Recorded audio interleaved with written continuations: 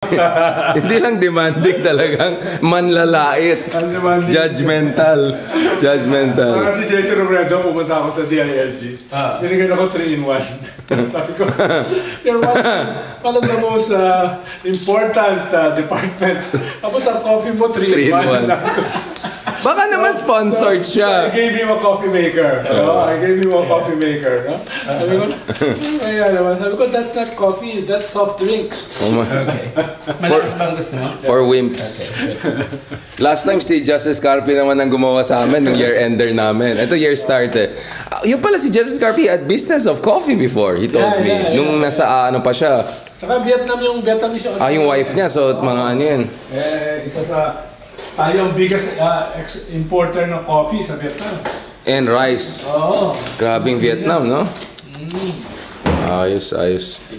Sige, Walden, good luck with your 3-in-1. Like, this is di ba Vietnam fanatic ka rin, Walden? I mean, he's like a Vietnam Ho Chi Minh expert eh. Ganda ng biography niya ng Ho Chi Minh. Kinakabahan nga ako sa biography ni Walden. Actually. I'll just have a bit lang, itad lang. Kasi I already have my own Italian espresso made. Charot.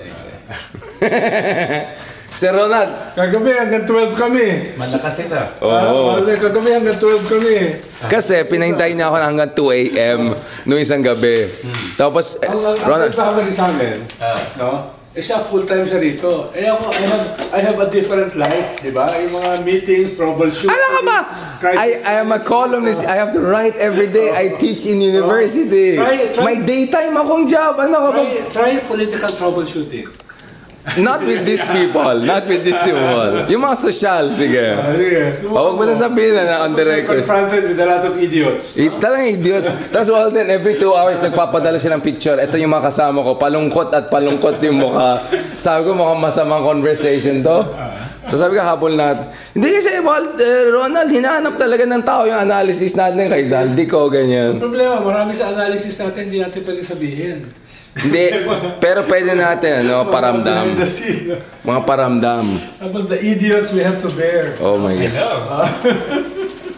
Buti nga ikaw eh.